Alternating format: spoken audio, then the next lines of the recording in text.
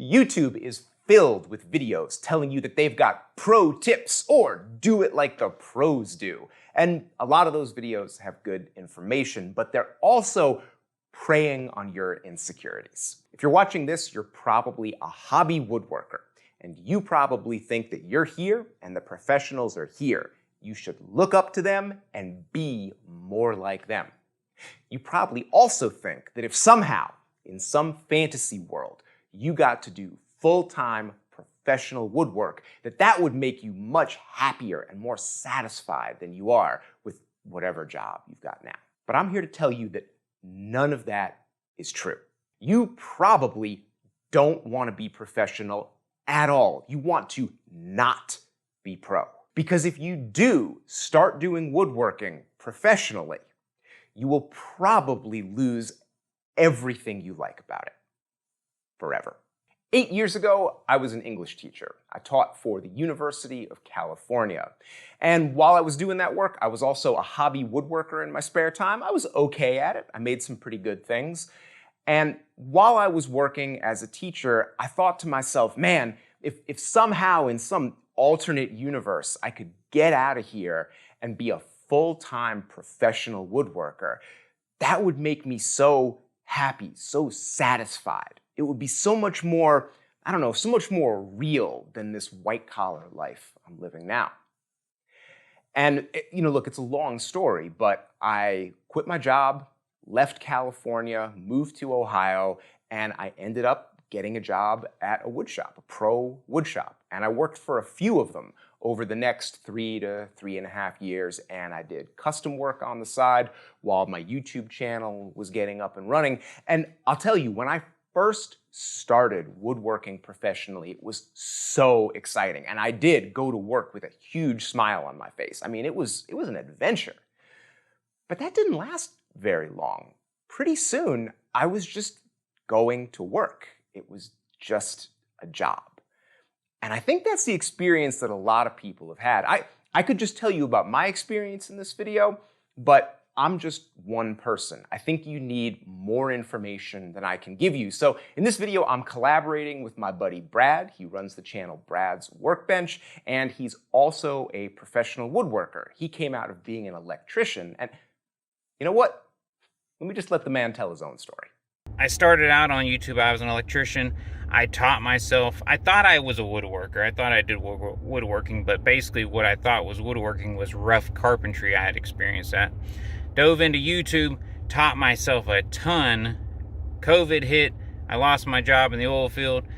Found a wood shop locally. Sent them an email. Got hired on. So I've been doing it professionally for somebody else for coming on 3 years now. The wood shop I currently work at does a lot of custom projects, furniture-wise. River tables, anything from river tables to a lot of custom doors, which is what I kind of specialize at in there. I don't know how I fell into that role, but I did. I guess I'm just so meticulous and anal about a lot of details that it is kind of a good fit for me. But they even pump out charcuterie boards and mass production type things with only and our shop only has about five to six guys in it at a time. Now, Brad's being a little bit humble there, but he's my buddy, so I'm going to brag on him a little bit. Brad makes high-end hardwood custom doors that are really beautiful and really well made. I don't know how to do the stuff that he's doing, and he's grown so much since I met him when he was more of a hobbyist, and now he is a full-time high-end professional. I mean, if anybody is a pro woodworker, Brad is a pro. And so I asked him, what does it even mean to be a professional woodworker? Honestly, the only thing it means to be a pro woodworker is that you do it professionally. You do it every day. You get paid for it. That's really it. Okay, but isn't a pro woodworker, better than a hobbyist? No. Because the only thing that makes a pro woodworker a pro is that they get paid for it. There are many hobbyists on YouTube and just people I know that are way more talented, do way better work than some of the guys I work with. They just, it's how do I say this? It's people doing their passion versus people doing their job. And of course, anybody that you can find that can do their passion is going to give you better, typically, I can't say that. typically anybody that's going to be working on something with a passion, as long as they've developed the skills to go with that passion, they're going to give you better work than somebody that does it just as a job. You know, it's interesting. Brad is like struggling to answer that question a little bit because it's a difficult question to answer. Of course, there are some pro woodworkers who are absolute killers. They're better than any hobby woodworker. But then there's a lot of hobby woodworkers who are really, really good. And a lot of people who work professionally in the industry aren't great craftspeople because they don't have to be. There's a lot of people who have developed the skills to make something that people really want, like live edge tables with metal legs screwed onto them. Those are really not difficult to make. Honestly, I'm not even sure that counts as woodworking, and I've made a lot of those tables because people buy them. You can really get paid doing that stuff. And that's kind of the root of being a professional. You don't get paid by being the greatest craftsman in the country. You get paid by giving people something that they want in a timely fashion. So with that stuff in mind, I asked Brad, what is the biggest priority in the shop that you work at? Is it time? Is it materials? Is it the finished product? In your shop, what's important? My biggest priority is that the end product is great. That's my biggest priority. Of course, the shop owner's biggest priority is probably, a mix of all of them. Of course, they want things to go as fast as possible because the faster things get made, the more money they make. But there's also a balance because you can't just push out bad work. So it's a balancing act, okay? As an owner, I see his perspective of you always want the fastest, best product possible. As a craftsman myself, I really don't care how long it takes, within reason. I just want to do a great job and put out my best work. Okay, so you don't have to be a master craftsman to be a professional woodworker. Well, maybe that's really good news. Maybe that means you, with your hobby skills, you could go into the profession. It sounds good, right? And then, once you do that, you can take all the things you enjoy about woodworking as a hobby, but have them all the time because now it's your job. And so I asked Brad, is woodworking professionally as relaxing and fulfilling as it was when you did woodworking as a hobby? That's a big hell no from me. It is not relaxing, it is not fulfilling, nowhere near the same level as when you're in your own shop making something that you want to make. There's always a stress of, are you hitting the standards? Are you making the product good enough for the customer? Are you bringing the customer's vision to light? Like, are you giving them what they want? Because sometimes you don't always get this perfect picture. Sometimes it's just a descriptor, and you have to try to fill in the gaps, where the customer doesn't really know what they want. So that's kind of a big stressor of it. But without a doubt, 110%, I enjoyed woodworking itself more in my shop on my own terms, on my own time, more so doing it professionally. But there is a caveat to that because I enjoy what I do. I just wish sometimes the pace was a little more calmed down, but that's not business, I guess, or it's not the one I'm used to. I think it would be different if you were the owner-operator of your own shop and not working for somebody else, because then you could take on the amount of workload that you feel comfortable with. You would take on the amount of work that you need to pay your bills, and that isn't gonna, make you hate the craft anymore. Here's where I'm gonna break in and disagree with Brad just a little bit. Because I had a pretty good section of my career where I was doing custom work. I was like half and half for a while. Half YouTube and half just doing custom jobs. And I did a bunch of them. And well, here, let me share one that I did. There's a local coffee place called Phoenix Coffee. They're fantastic. And they commissioned me to make their logo, this big bird for 2 of their locations. And I made a smaller one, and then I made a larger one that's like 7 feet tall. It came out great. I'm really proud of it. It even hangs on the wall with magnets. It's pretty slick. But you might notice something about it. It's not made out of wood. And it doesn't look like anything you've ever seen me make on this channel. And that's because when I was doing custom work, I said yes to anything that came through the door, unless it was like a welding job. I'm not a very good welder. If it was something that I even had a prayer of being able to build, I said yes, and I found a way to build it. Because picking and choosing wasn't part of it. I needed to make money any way that I could. And I think that's how it is for almost everybody who runs their own shop. Most of the time, you say yes to whatever work comes in. There are some super high-end, very famous craftspeople who get to do what they want and get to pick and choose, like Sam Maloof, who made the famous rocking chair that everybody loves. Sam made what he wanted to make and sold it for a lot of money. But his career was also very unusual because early in his career, some of his first pieces got shown in art museums. And he got wired into that museum world early on, which opened up high-paying clients and artistic work. And there was probably a lot of flukes and lucky breaks in that. And for us as woodworkers, we're probably not going to have something like that happen. There are definitely people who get to that point where they only take the jobs they want and they keep the pace of work nice and calm. But I don't think that's likely for most people. What's much more likely is that you're going to get known for making something. You're going to get good at making it and making a living off of it, and you are going to keep making that thing over and over again, whether you like it or not, and you're going to squeeze out as much of that thing as you possibly can to maximize profit, keep your employees paid, keep the lights on. That's just how small businesses work.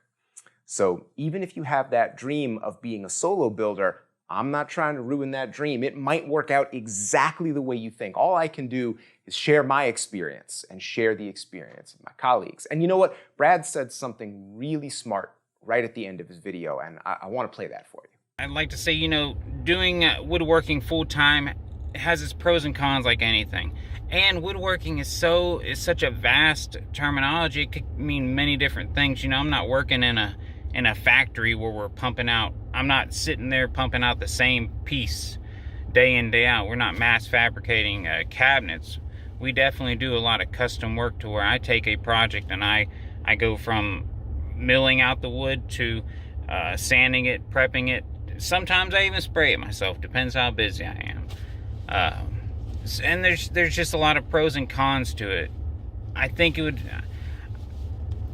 would love to be able to do this work on my own one day once I have the shop space and the ability and the tools to do it. But I also see how important the business side of it. It's almost more important to be a skilled businessman than it is to be a skilled woodworker to have a successful woodworking business. If you're watching this video, you might get the impression that everything is just dollars and cents and the bottom line, and there's no joy or satisfaction in this work. And let me set the record straight about that. I wouldn't change a single thing about my career. It's been amazing. I loved being a teacher, and I was pretty good at it. But I needed more excitement, more challenge from my work. I wanted my career to be a little bit more of an adventure. And I got that. Leaving academia, becoming a shop worker, a custom builder, and then finally a full-time content creator has been wild, every second of it. But there's a price to be paid for that. And the price for me was woodworking as a fun, relaxing hobby. That's gone now. I still find woodworking interesting. I still read books about it when I'm not here. I still think about projects when I'm not at work. And I still find my work really intellectually stimulating. But it's not fulfilling the way it used to be, and it's never, ever relaxing, to be honest with you. I know, I'm a content creator now, so the woodworking should be fun and relaxing again, But it doesn't really work that way. We make 3 long videos and 20 to 24 shorts every month around here, which means every single thing I do is on a tight schedule. This video right now must be finished today. No matter how late I have to work, it has to be done. So my patrons can get it early, so it can go up on time. And every piece of woodwork you see me do is the exact same thing. There's a deadline when that thing has to be finished. No excuses. And there's a lot of pressure. And you might say, well, Rex, now you're putting that pressure on yourself, and you're damn right I am. Because now I own a business. I've got 4 employees, a commercial space. People are depending on me. They're looking to me to help with their salary, maybe to pay their whole salary. I have responsibilities, and that means I have to run things on a tight schedule, and that means my work, like everyone's work, is stressful, difficult. It makes me anxious. That's just how it is with work.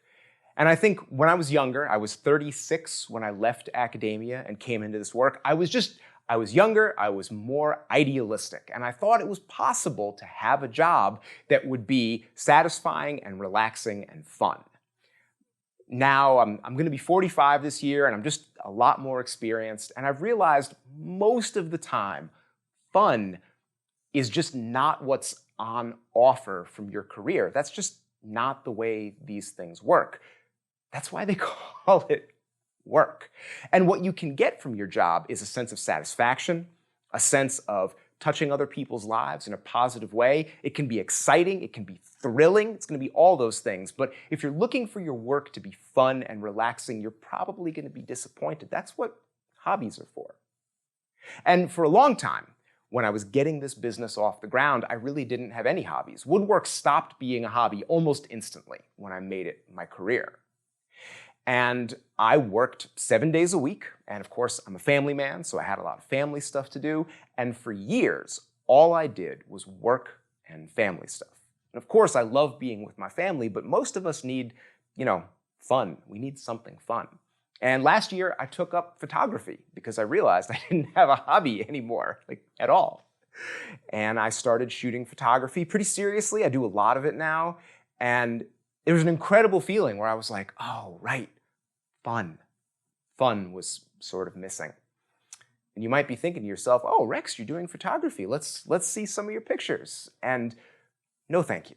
I've thought many times about putting some of my photographs up on social media, but then I feel like it's a slippery slope to that stuff just becoming a business again. I'm super lucky that there's even a chance that maybe my photos could become a business, but then I'm just going to be in the same place again. Pressure, deadlines. My advice to you is that if you have a job that you like or that is okay, and there's a good salary and maybe health insurance, and you're really loving your woodwork as a hobby, keep things the way they are. Stick with woodwork as a hobby because that's where you're going to enjoy it the most and where it's going to provide the break from your work and the relaxation that you probably need desperately. And to get better at it, don't try to be a pro. Pros are working on different things. Luckily, there's tons of people who want to help you get better, and they're right here on YouTube. Paul Sellers, James Wright, Matt Esley, and a ton of other people are here just to make woodworking more fun. That's my job. My job is to make woodworking more fun for you. Keep it as something fun, and it can provide you with that enjoyment and that peace and that satisfaction for the rest of your life. And for most people, I think that's the way to go. Big thanks to Brad. Go and subscribe to his channel, Brad's Workbench. I've been a subscriber for years. I love it. Check out Brad on TikTok. His TikToks are hilarious. He curses a lot. It's really funny.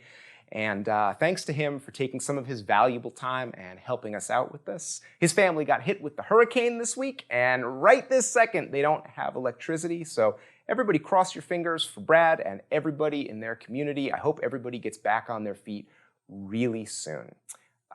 Thanks to everybody on Patreon who makes these videos possible. Patreon.com/Rex Krueger. We have a bunch of extras for our patrons, and we love them and appreciate them, and also our viewers. Thanks so much for being here. We'll see you next week.